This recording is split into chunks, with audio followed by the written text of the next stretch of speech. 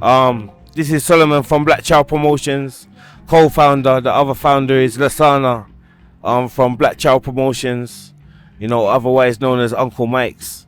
And we started this like 20 years ago, with the help of other elders like Akiwali, like Nkrumah Pepperkai, Mikey as well, from the Seven Sisters Market, before it became like now known as Latino Market. Before it was a Latino market, it was a Caribbean market, and brothers and sisters would frequent there long before that. But this is history. A lot of things, we are beginning to get lost. So it's imperative that we archive, these experiences like this, Reggae Rhythm Festival, the experiences we have, the interactions we have with brothers and sisters in our community. We need to archive those things because, in this world of social distancing, where even Boris Johnson is breaking all the laws and he's supposed to be the Prime Minister, people, lost their lives, all of these things, and people don't even, see their relatives while he's partying. It's hypocrisy, and these hypocrisies have economic ramifications, especially for the black community. You can't send your children to school. It's good because you learn how to seek homeschooling within your own community, and teachers with tacit knowledge that can pass down these things to the next generation. So, all of these experiences are vital. Let me ask, why is it so vital that information is shared with the younger generation, with our young people right now? It's important because the youth are the future. The youth are the next generation. They're going to be making all of the future decisions. They have the exuberance. They have the energy. Remember, revolution, and we're not talking about physical fighting revolution. We're talking about ideas, revolution of the minds, innovation. All of those things are produced by the youth because they have the energy for that. So even, as because I'm not that old either, but I'm saying each generation has to be stronger than the next. If you look at many other communities, they, try to have intergenerational wealth, wisdom that you can pass on to the elders. To the youth. Elders need to pass on that information so they can be better. Each generation can be better, because Dr. John Henrik Clarke, one of our greatest scholars, said that revolution starts with, rebuilding the black family, having more fathers around, having more mothers and fathers together, rebuilding that black family, the African family, that's vital. And it starts with seeing yourself as even enough, more than enough, because the black people are the original people. We gave birth to civilization.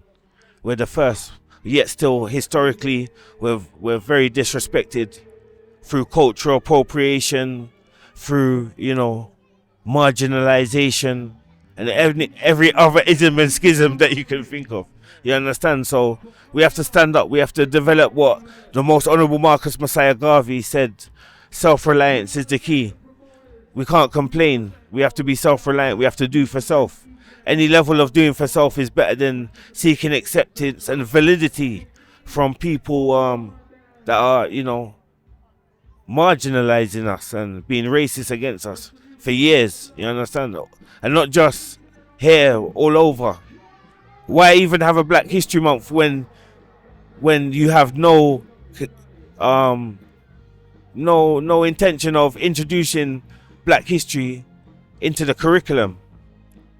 So we need more Saturday schools. Like there's one in South London, the Afroika Bantu School. We need more the Great Afroika Bantu School. In there's an National Association of Black Saturday Schools. There's things that that we can do. We can assist each other because it takes a village to raise a child. Dr. John Henrik Clarke also said that there was no such thing as an orphanage. Before you even had communism or socialism, you had African communalism, where there was no such thing as an orphanage because no one was an orphan. There was always family to look after family. We've lost that.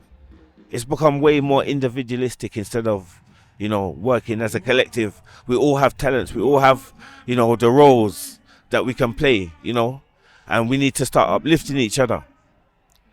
At home and abroad. And when I say home, I mean the African continent, north, south, east, west, then in the diaspora. And when I say diaspora, I'm talking about the Caribbean. I'm talking about including South America. Yeah, I'm talking about like Brazil. There's more Africans in Brazil. And imagine what the brothers and sisters in Brazil are going through right now. Even the black brothers that are in East Africa and places, because it's not just the European, it's also the Arab that's oppressing us, the so-called Arab. So we're having attacks left, right, and center.